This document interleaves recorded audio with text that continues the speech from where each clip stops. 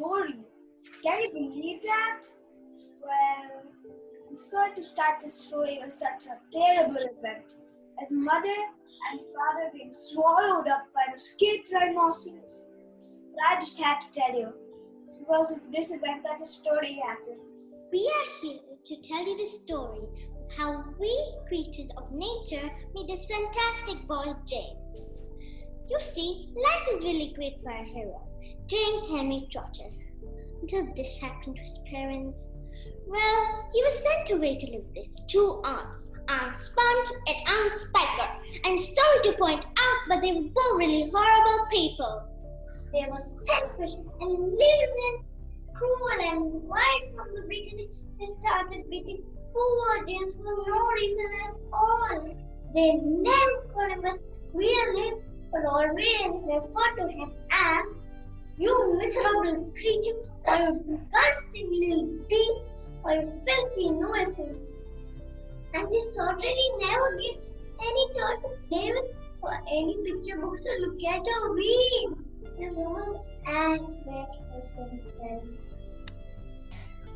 They lived, and Sponge, and Spiker, and now James as well, in a queer,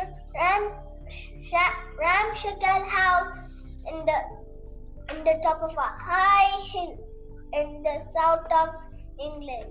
The hill was so high from almost anywhere in a garden.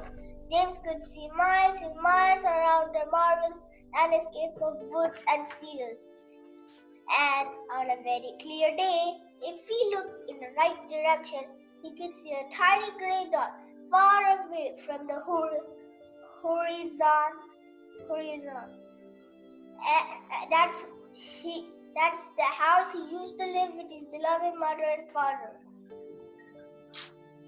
And just behind that he could see the sea itself, a long thin streak of blackish blue, like a line of ink beneath the rim of the sky. But there came a morning when something rather peculiar happened to him. It was a blazing hot day in the middle of summer. Sponge and Spiker and James were all sitting out in the garden. James had been put to work as usual. This time he was chopping wood for the kitchen. Aunt Sponge and Aunt Spiker was sitting comfortably in deck chairs nearby, sipping tall glasses of fizzy lemonade and watching him to see that he didn't stop work for one moment. Let's take a closer look at what's happening. I look and smell, I do declare, as lovely as a rose. Feast your eyes upon my face. Observe my shapely nose. Behold my heavenly silky locks. And if I take out both my socks, you'll see my dainty toes. But don't forget, my old dear Sponge, how much your tummy shows. Why, Sponge, you're red. Go soak your head, my sweet. You cannot win. Behold, my gorgeous curvy shape, my teeth, my charming grin. Oh, beauty is me, how I adore my radiant looks. And please ignore the pimple on my chin. My dear old trout, to the world I'll shout, you're only bones and skin. Such loveliness as I possess can only truly shine in Hollywood.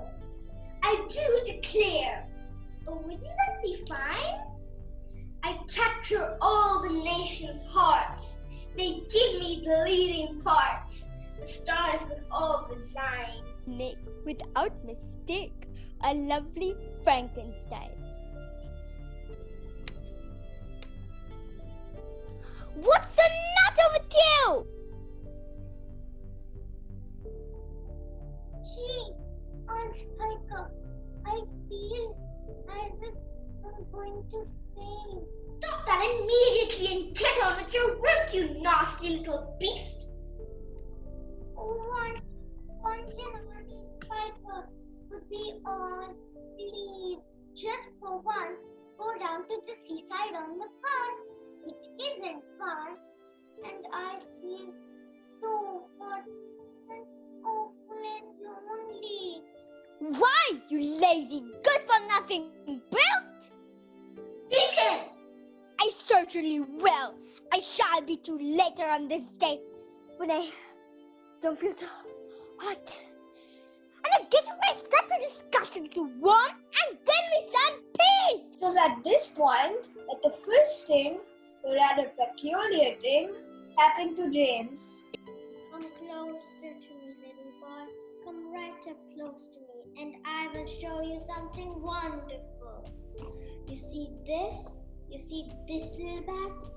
You know what is inside this little bag? Take a look, my dear.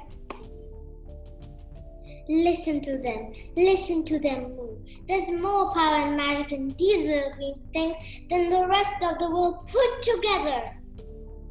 But what are they? Where did they come from? Aha! You would never guess that.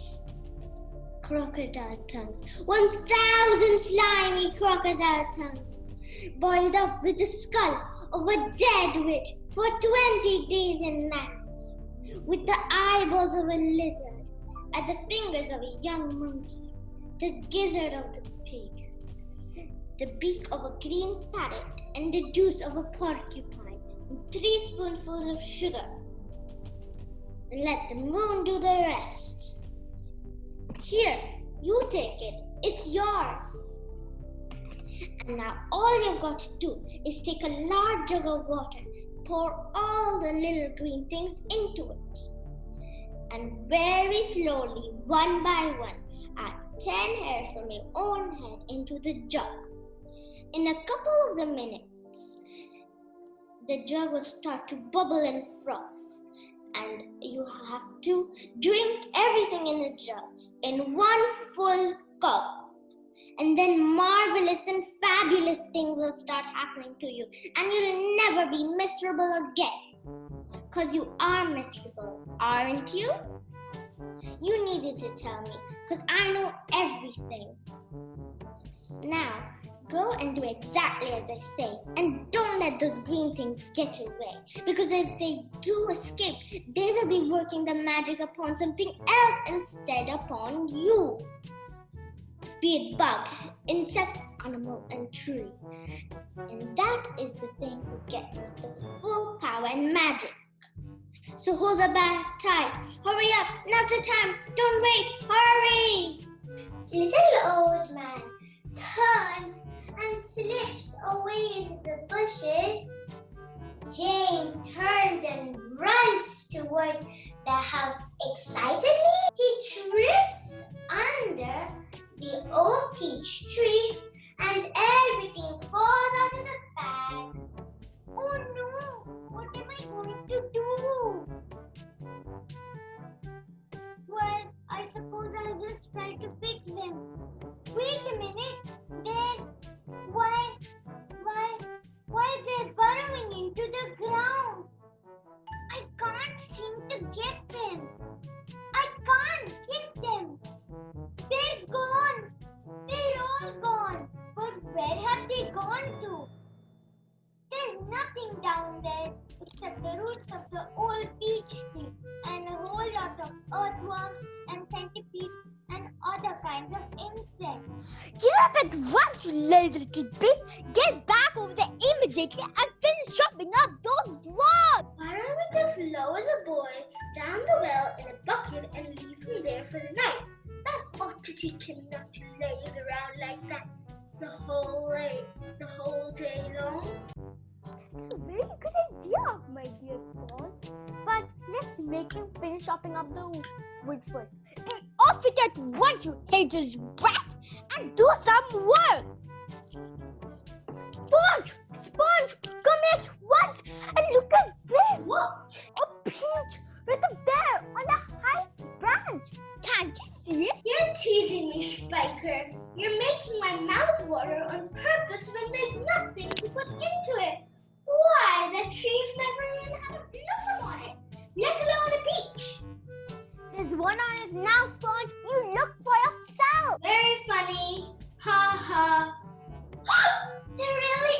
beach up there. Now, in our story, that James feels something peculiar is about to happen at any moment.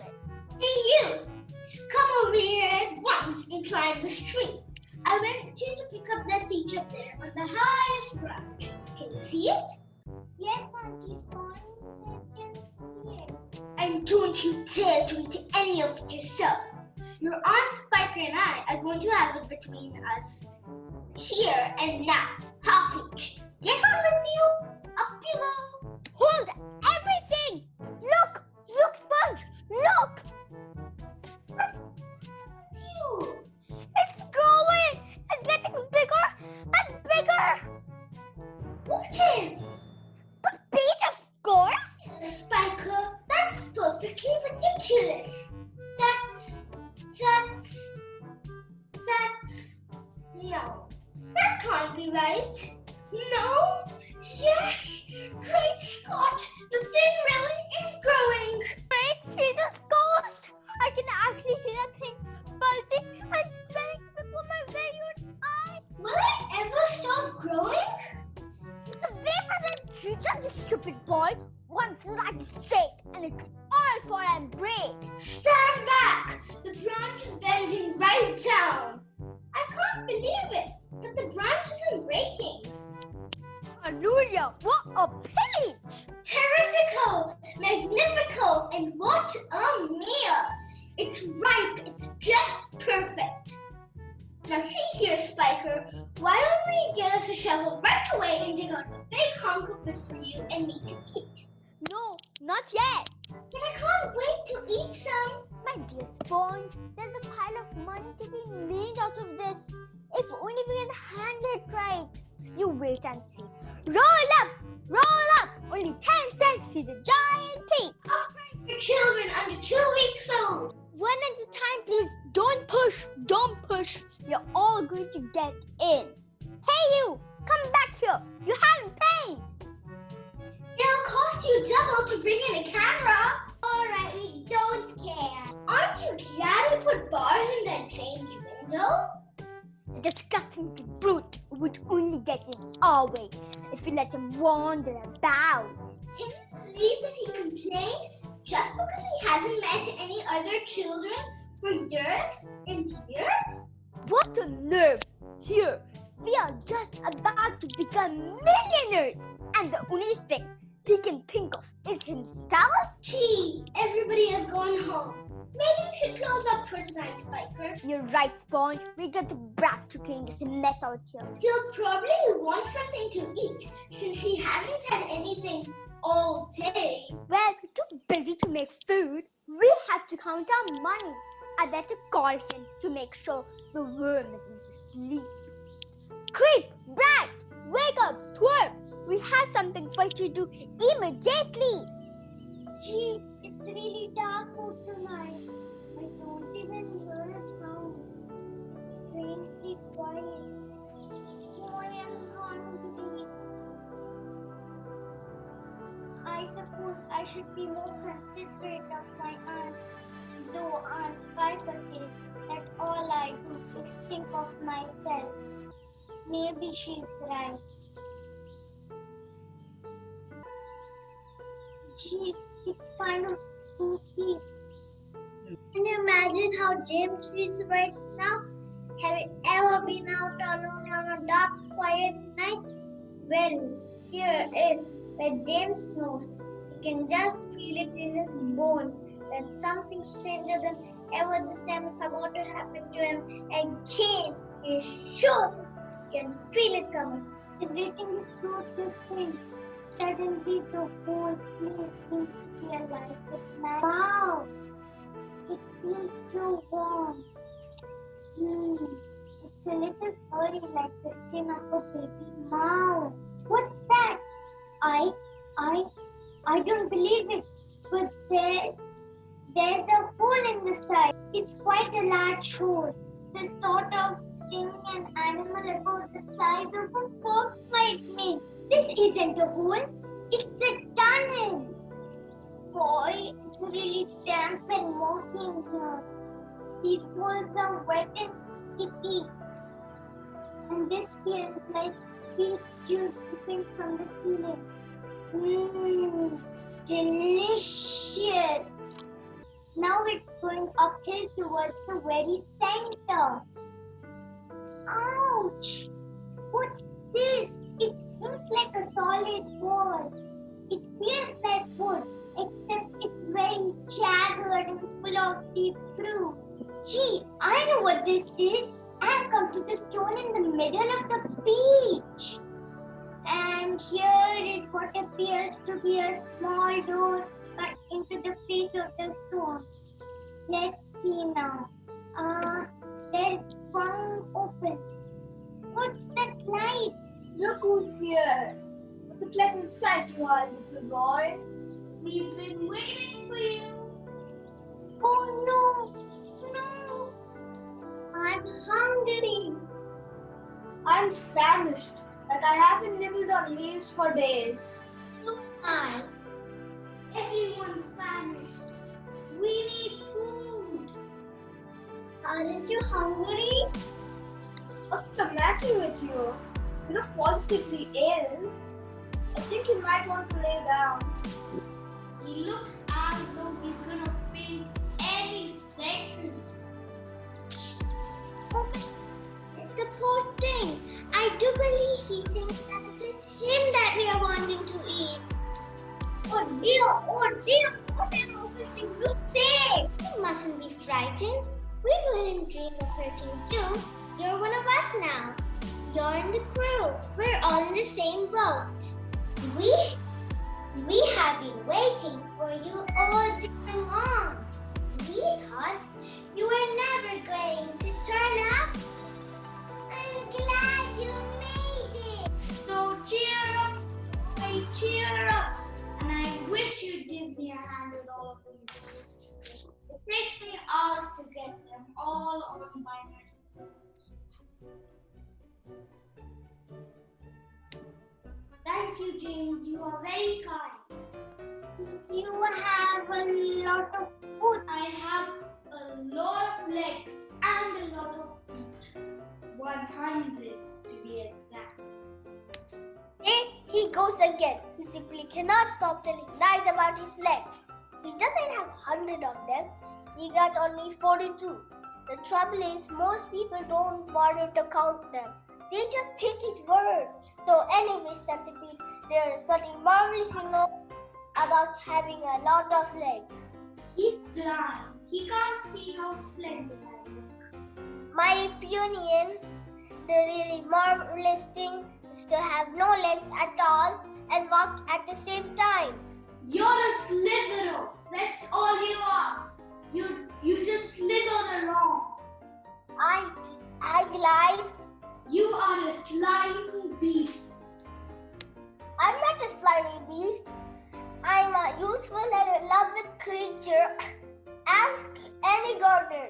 As for you, I am a pest. He's so proud of that. Though, for the life of me, I cannot understand why. James. Your name is James, isn't it? yes, So have you seen a much more splendid and ginormous centipede than me? I certainly have been very, very peculiar indeed. I'll tell you what happened. I was down under the old peach tree when a bright green thing came wiggling past my nose. It was extraordinary and looked like a kind of tiny stone of crystal. It was really bright. Oh, I know what that was. It happened to me too. And me. Suddenly there were little green things everywhere. The soil was full of them. I actually swallowed one. So did I. I swallowed 3. Anyway, who's telling the story here? No interruption. It's too late to tell stories now. It's time to go to sleep. James has had a long journey to get here. He needs to rest. We all need to rest. You used to sleep in my room. James, how many more are there to come off? I think we've done about 20 so far. That leaves 80 to go. 22, not 80. He's lying again. Stop pulling Earthworm's leg! We really must get some sleep. We've got a tough day ahead of us tomorrow. And so the journey began. Of us, creatures of the earth, and James Trotter. What lovely adventures we've been on since. We became best of friends, traveled the world in a giant peach. Now I better go. Centipede and earthworm are heads again.